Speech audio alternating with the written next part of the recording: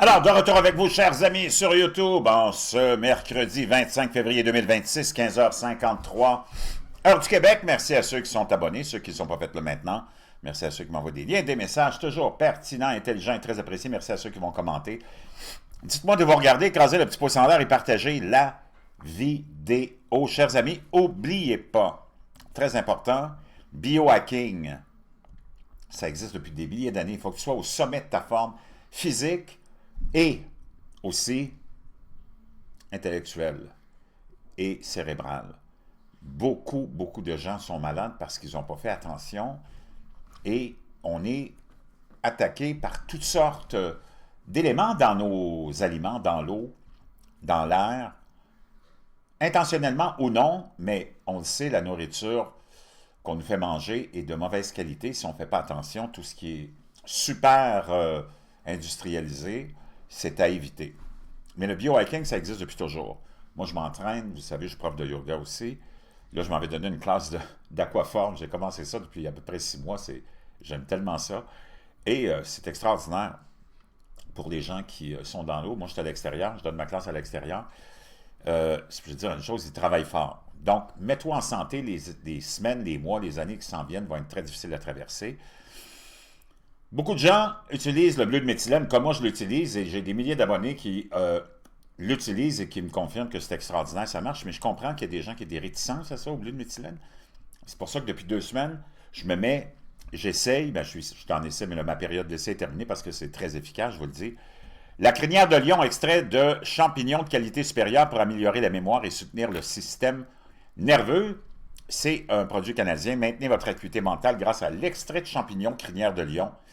Ça, c'est pour des performances cérébrales optimales et aussi circulation sanguine et oxygénation du cerveau. Aussi, on augmente notre énergie et notre système immunitaire. Chers amis, après des années et des années d'avoir été, pour tous ceux qui ont suivi ça puis qui ont fait beaucoup de recherches là-dedans et qui s'obsédaient avec ça, les fameux dossiers d'Epstein, il y en a beaucoup qui sont aujourd'hui récompensés pour leur travail. Moi, j'avais mis un petit peu mon nez là-dedans, mais pas tant que ça. Je ne voulais pas m'obséder avec ça. Mais on savait que c'était vrai. Et c'est confirmé comme étant vrai. Bill Gates étant un de ceux qui est souvent nommé avec Bill Clinton. On essaie de mettre tout ça sur Donald Trump, mais c'est complètement cinglé. S'il y avait eu quelque chose sur Donald Trump en passant, ça fait longtemps qu'il l'aurait sorti. Il l'aurait sorti en 2016, 2020 et 2024. Il n'y a rien qui est sorti parce qu'on n'a rien de compromettant. Et Donald Trump, c'est le premier qui a alerté même les policiers en Floride concernant le danger que représentait Jeffrey Epstein. Bill Gates, souvent, l'idole et le modèle pour nos globalistes, mondialistes, nos signaleurs de vertu. Imagine-toi, c'est lui qui a convaincu les gens, qui essaie de convaincre les gens qu'il a une crédibilité. D'abord, ce gars-là, il n'a aucune connaissance en médecine, en sciences. C'est un fils de riche, d'une lignée de banquiers. Il n'a pas fait ça dans son garage Microsoft. C'est toutes des histoires à dormir debout. Et ses liens avec Jeffrey Epstein étaient... Maintenant, c'était presque devenu un running gag. OK? Une joke. Il a nié pendant tellement longtemps, même que récemment, il continue à nier, même que c'est nier. Sa femme l'a quitté pour ça. Et là, Bill Gates admet avoir eu des liaisons avec des femmes russes et présente ses excuses à ses employés concernant ses liens avec Jeffrey Epstein. Ça nous est rapporté par le New York Post. Le cofondateur de Microsoft, Bill Gates, a admis avoir eu deux liaisons. Comment tu veux prendre ce monde-là au sérieux? Et c'est lui qui était la tête dirigeante de la... Comment dire? De toutes les mesures concernant la COVID-19, de prévention, de ceci, de vaccin, de passeport vaccinal. Peux-tu imaginer ça?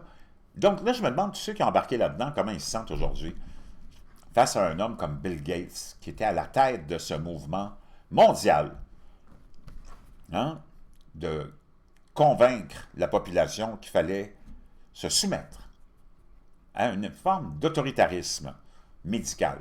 Le cofondateur de Microsoft, Bill Gates, a admis avoir eu 2 liaisons avec des femmes russes alors qu'il était marié à son ex-femme Melinda French Gates et a présenté des excuses plates, qui sont sans remords, des excuses sans remords.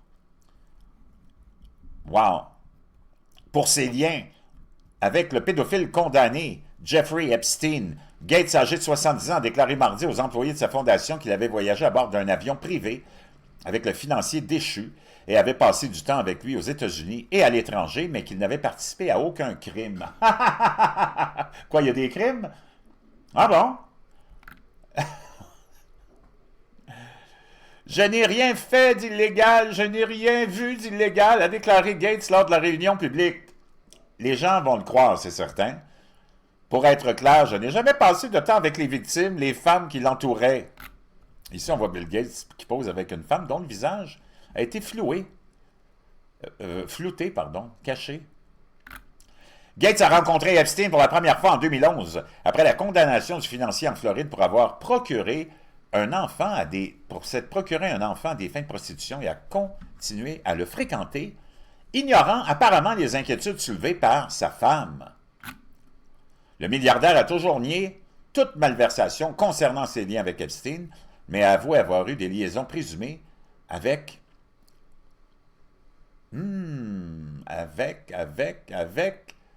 des jeunes